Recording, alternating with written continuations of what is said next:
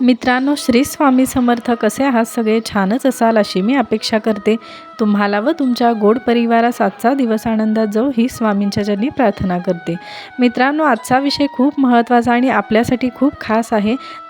हा विषय म्हणजे दत्त जयंती. दत्त जयंती गुरुचरित्र पारायण कसं करावं, केव्हा करावं, नियम अटी किंवा स्त्रियांनी हा ग्रंथ वाचावा का, याबद्दल मी संपूर्ण माहिती तुम्हाला सांगणार आहे. त्यामुळे व्हिडिओ नक्की शेवटपर्यंत पहा. मित्रांनो, श्री दत्तात्रयानी नामधारकास गुरुप्रणित मार्ग मिळावा म्हणून हा गुरुचरित्र वाचण्याचा मार्ग त्यांनी दाखवला आहे. गुरुचरित्र हा 5वा वेद मानला जातो. श्री गुरुचरित्र हा साधासुधा ग्रंथ नसून दैवी शक्तीने भरलेला सिद्ध मंत्र व वरद ग्रंथ आहे. त्यामुळे श्री गुरुचरित्र वाचणारी व्यक्ती ही मुळातच भाग्यवान व पुण्यवान असते. तुम्ही धनवान असाल किंवा व्यावसायिक असाल, पण तुमची पूर्वपुण्याई व गुरु आशीर्वाद असल्याशिवाय तुमच्या मनाचा निश्चय होणे अवघड आहे. मित्रांनो, तुमच्या कितीही अडचणी असू दे, ज्याचे मनोबल खच्चीकरण झाले आहे, मन स्थिर राहत नाही, बाहेरची बाधा, मनात भीती असणे, डिप्रेशन, विवाह विलंब, संतती न होणं, पती पत्नीमधील भांडणे, वास्तुदोष, नातेवाईकामधील गैरसमज, घरावर अचानक येणारे संकट, या सगळ्या गोष्टीवर एकच उपाय म्हणजे श्री गुरुचरित्र पारायण. मग तुमचा कोणत्याही अडचणी, इच्छा, आकांक्षा 100% दूर होणारच, हे मी खात्रीने सांगते. कारण हा हजारो नाही तर करोडो लोकांचा अनुभव आहे. कारण गुरुचरित्र हा साधासुधा ग्रंथ नाही, तर दैवी शक्तीने भरलेला ग्रंथ आहे. मित्रांनो, श्री गुरुचरित्र पारायणाची सुरुवात 20 डिसेंबर 2023 रोजी बुधवारी सुरू होणार आहे व पारायण समाप्ती 26 डिसेंबर 2023 रोजी मंगळवारी दत्त जयंती दिवशी संपणार आहे. सगळ्यात महत्त्वाचे, गुरुचरित्र हे मार्गशीर्ष महिन्यात अत्यंत लाभदायी असते आपल्यासाठी. प्रथम जे कोणी नवीन आहेत त्यांना गुरुचरित्र वाचन करायचे आहे, त्यांच्याकडे प्रथम श्री गुरुचरित्र ग्रंथ असणे सगळ्यात महत्त्वाचे आहे. जर तुम्ही जवळच्या स्वामी समर्थ केंद्रातून तुम्ही गुरुचरित्र पारायण जर तुम्हाला मिळाले तर घेऊ शकता किंवा श्री गुरुपीठ ॲपवर मागवू शकता. गुरुपीठ ॲप डाउनलोड करा व त्यावर तुम्ही गुरुचरित्र मागवू शकता. तर सगळ्यात महत्त्वाचे, बऱ्याच महिलांना प्रश्न पडलेले असतात की गुरुचरित्र ग्रंथ हा खूप कडक ग्रंथ आहे, यांचे नियम आपल्याकडून पाळले जातील का नाही, किंवा आपल्या हातून काहीतरी चुकीचे घडते की काय, अशी भीती मनात असते. तर तुम्ही अशा कोणत्याही गोष्टी मनात आणू नका. मी स्वतः गुरुचरित्र वाचते आणि बऱ्याच जणांना हा प्रश्न असतो की गुरुचरित्र ग्रंथ महिला वाचू शकतील का? तर हो, वाचू शकतील. हा दैवी ग्रंथ आहे. महिला वाचू शकतातच, कोणीही वाचू शकते. पुरुष, स्त्रिया, मुले, मुली, अगदी कोणीही याचे नियम अटी पाळून जर गुरुचरित्र वाचले तर आपल्या घरातील सगळ्या अडचणी दूर होतात. मग स्त्रियांना मी जरूर सांगेन, स्त्रियांनी गुरुचरित्र ग्रंथ वाचावा. परमपूज्य पिठले महाराजांना प्रत्यक्ष श्री दत्तगुरूंनी सांगितले की कलियुगात प्राकृत मानवासाठी प्राकृत भाषेत ग्रंथ पाहिजे आहेत. हा ग्रंथ स्त्री पुरुषांनी वाचावा म्हणून आम्हीच लिहिला आहे. हा दैवी ग्रंथ वाचताना आपले मन पवित्र व प्रसन्न पाहिजे. अंगावर साधे वस्त्र असावे. महिलांनी साडी नेसावी, हातात बांगड्या, कपाळावर हळदी कुंकू लावून ग्रंथ वाचनास बसावे. मला माझ्या सेवेकऱ्यांवर माझी मनापासून सेवा करणारे भक्त मला खूप आवडतात. एक वेळ श्री गुरुचरित्र हा ग्रंथ पुरुषांनी वाचला नाही तरी चालेल, पण स्त्रियांनी हा वाचलाच पाहिजे. कारण एका महान पतिव्रता सती अनुसयाच्या पतिव्रता धर्माच्या सामर्थ्यावर आमचा दत्तात्रय रूपी अवतार आहे. मित्रांनो, दत्त महाराजांमध्ये गुरु आणि देव दोन्हीही आहेत, त्यामुळे त्यांना गुरुदेव दत्त असे म्हणतात. त्यामुळे यांची सेवा पारायण करून आपल्याला गुरुकडूनही आणि देवाकडूनही भरभरून आशीर्वाद भेटतात. फक्त मनोभावे व पवित्र मनाने श्री गुरुचरित्र पारायण करावे आणि एकदा पारायणाला सुरुवात केली त्याची समाप्ती कधी झाली हे तुम्हाला कळणारही नाही. इतके आपले मन दत्तात्रयांच्या स्वामींच्या सेवेत गुंतून जाते. मित्रांनो, श्री गुरुचरित्र पारायण आपण 20 डिसेंबर 2023 रोजी बुधवारी सुरुवात करणार आहोत. त्याच्या आदल्या दिवशी म्हणजे मंगळवारी आपल्याला एक गाय व 4 कुत्रे यांना गव्हाच्या पोळीचा नैवेद्य खाऊ घालायचा आहे. श्री गुरुचरित्राचे वाचन पूर्व किंवा उत्तर दिशेला तोंड करून करावे. श्री गुरुचरित्र वाचण्यापूर्वी रोज दत्त महाराजांच्या फोटोची म्हणजे स्वामींची पूजा करून व एक माळ श्री स्वामी समर्थ मंत्राचा जप करावा आणि मगच गणपती अथर्वशीर्ष स्वामी स्तवन वाचन करून ग्रंथाच्या वाचनाला सुरुवात करावी. तुमच्याकडे जर स्वामींचा फोटो असेल तर तुम्ही फोटो पुसून ठेवू शकता, पण ज्यांच्याकडे स्वामींची मूर्ती असेल किंवा दत्त मूर्ती असेल तर त्या मूर्तीला अभिषेक करूनच मगच मूर्ती आपण विराजमान करायची आहे.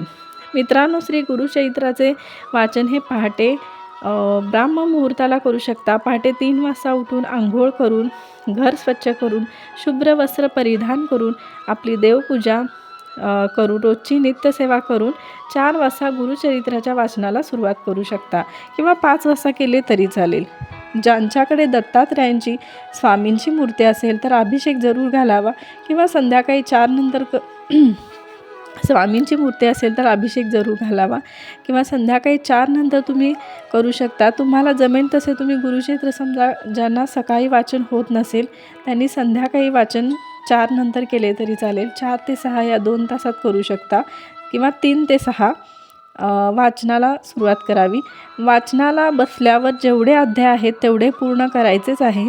जे ऑफिसला जाणारे लोक आहेत तेवढे त्यांनी खास त्यांना सांगेन, पारायणाच्या पहिल्या दिवसापासून तुम्हाला तेलाचा किंवा तुपाचा दिवा लावायचा आहे.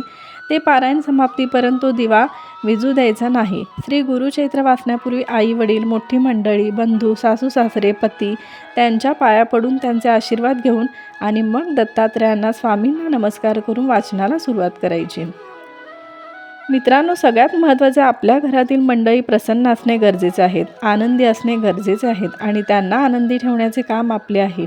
कारण प्रथम मोठ्यांची काळजी, मान ठेवावा आणि मगच देवांची, गुरुची सेवा करावी. कारण आपण देवाला कधी पाहिले नाही. प्रथम आपले देव आपले आई वडील, सासू सासरे आहेत.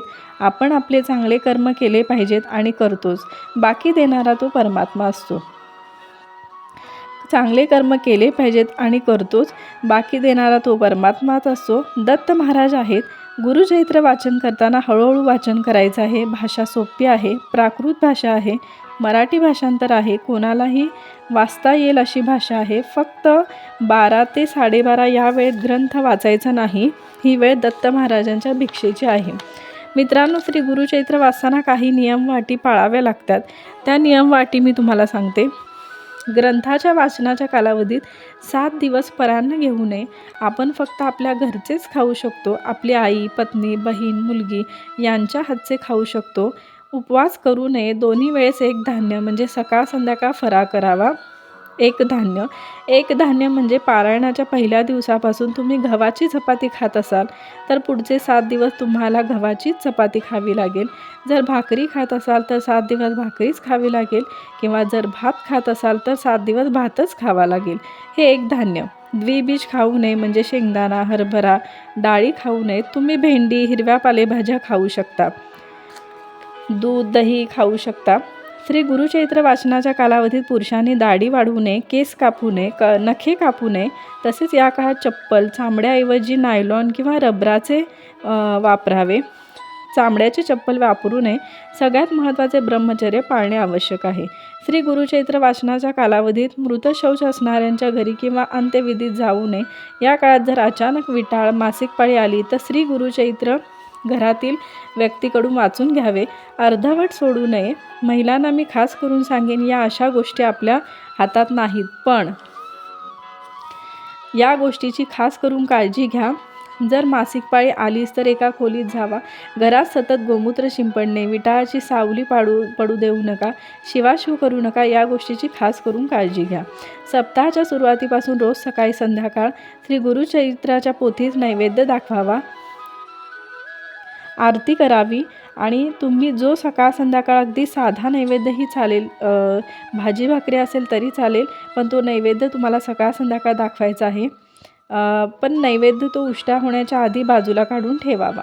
गुरुचरित्र वाचण्याची पद्धत: सप्ताहाचा पहिला दिवस अध्याय 1 ते 9, दुसरा दिवस सप्ताहाचा अध्याय 10 ते 21, सप्ताहाचा तिसरा दिवस अध्याय 22 ते 29, सप्ताहाचा चौथा दिवस अध्याय 30 ते 35, सप्ताहाचा 5वा दिवस अध्याय 36 ते 38, सप्ताहाचा 6वा दिवस अध्याय 39 ते 43 आणि सप्ताहाचा 7वा दिवस अध्याय 44 ते 53 असे अध्याय आपल्याला वाचायचे आहेत. रोज रात्री झोपताना 7 दिवस श्री विष्णू सहस्रनाम स्तोत्र वाचायचं आहे आणि मग स्वामींचे दत्तात्रेयांचे नाव घेऊन झोपावे. मित्रांनो, गुरुचरित्राचे पठण सर्वांनी करावे असे मी अगदी मनाने सांगेन. गुरुचरित्र हा दैवी शक्तीने भरलेला ग्रंथ आहे. याच्या वाचनाने तुमच्या सगळ्या इच्छा अडचणी संपणारच. फक्त तुमचे मन निर्मळ, प्रसन्न, आनंदी ठेवा. तुमच्याबरोबरच घरातील मंडळी आनंदी असावी. तुमच्या घरात दत्तात्रेयांचे आगमन नक्की होणार. दत्त जयंती दिवशी आपले 7 दिवसाचे पारायण समाप्ती होते व 12/19 दत्त जन्म स्वामी केंद्रात जाऊन तुम्ही साजरा करा. त्या दिवशी आपल्याला उपवास संपूर्ण दिवस करायचा आहे व दुसऱ्या दिवशी म्हणजे 27 डिसेंबर बुधवारी याची सांगता करायची आहे. मित्रांनो, तुम्हाला माझा व्हिडिओ कसा वाटला मला नक्की कमेंट्समध्ये कळवा. व्हिडिओ आवडला असेल तर प्लीज लाईक करा, शेअर करा, सबस्क्राईब करा. वेळात वेळ काढून तुम्ही माझा व्हिडिओ पाहिल्याबद्दल तुमचे खूप खूप धन्यवाद. आणि कमेंट्समध्ये श्री स्वामी समर्थ लिहायला विसरू नका. तुम्ही नशीबवान ठराल.